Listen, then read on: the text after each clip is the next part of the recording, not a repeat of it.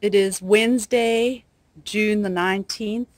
We are at the Jaguar Lodge in Tikal, which is the largest Mayan ruins in the world. So we were kind of very excited about getting here.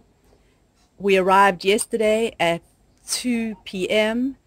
and headed out for a short hike. 2 hours and 40 minutes is what the hike was marked down as. I went with my trusty water bottle, only 2/3 full, because we had hydrated before we left and knew that we could rehydrate afterwards. The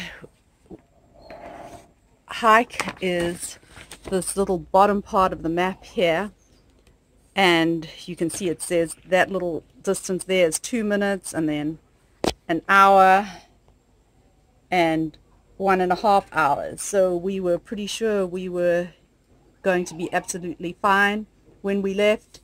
You'll recall from yesterday that I was getting a little bit concerned about the fact that nightfall was approaching and we had already run out of water, and Jason and I were already dreaming about having lots of water, a really nice shower, early dinner and early night, and never waking up again was Jason's dream at that time. We were planning on getting an early night anyway so that we could wake up early and go on to see the ruins at 6 in the morning, which is ideal before the crowds arrive.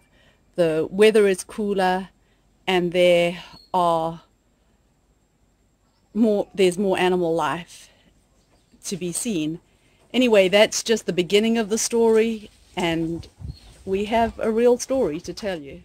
Continuing to walk, we were getting deeper and deeper into very dense, dark forest, and it was jungle, and it was starting to get dark. David went ahead to try and find out whether we were approaching the end of the trail.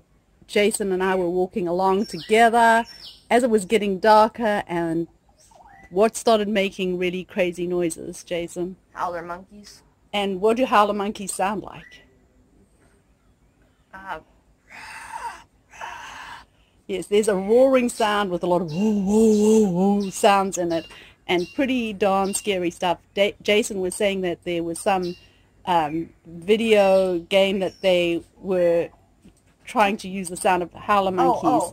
For Minecraft, one of the one of the like zombie noises is howler monkey roaring scream. Yes, because it's pretty scary. And David was ahead of us in the dark.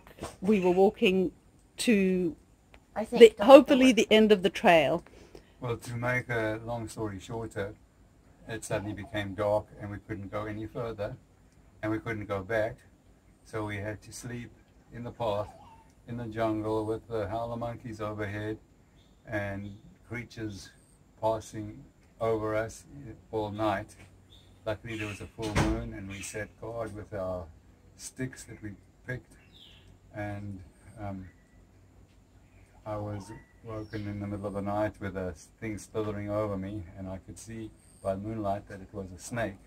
There were also a lot of insects and creepy crawlies crawling all over us throughout the night. Jason, explain what our bedding was like. You know the palm tree leaves? Throw 5 or 10 of those down in no particular order. That's what we slept on. Exactly right. So that was not exactly comfortable. We used each other's bodies for pillows, and David used the trusty water bottle as empty water bottle as a pillow. So when eventually it became light in the morning, we headed out again, retracing our path.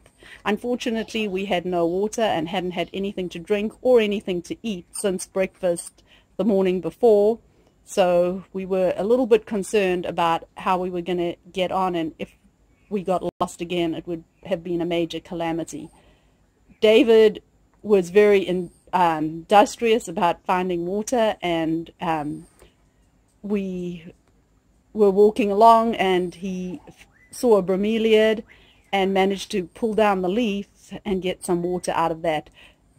A few drops out of all of that. Jason can tell us. Yeah, Jason, tell us about the other ways that you got water. The other ways we got water. Yeah, on the way back. Well, the bromeliads we got water from, and we got water from the leaves on the ground that had water in them, and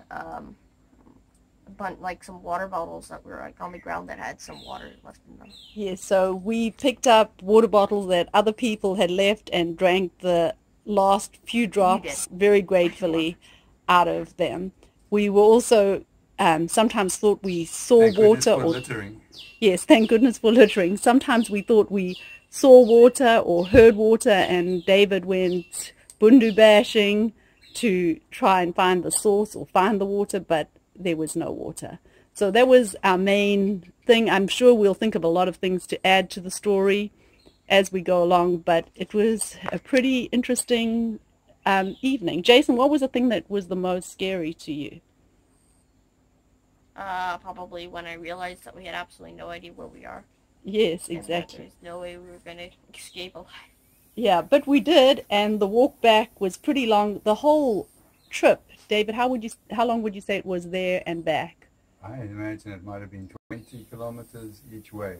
20 kilometers in the evening and 20 kilometers back in the morning, in 100 degrees with no water to drink.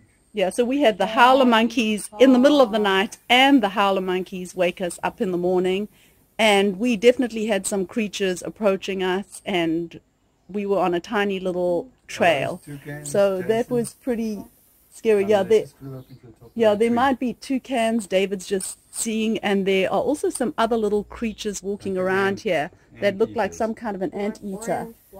Yeah, I'm not sure where they are, but we've seen them around a few times, and there was some interesting bird life out on the trail We might be able to film some of those last night and in the morning.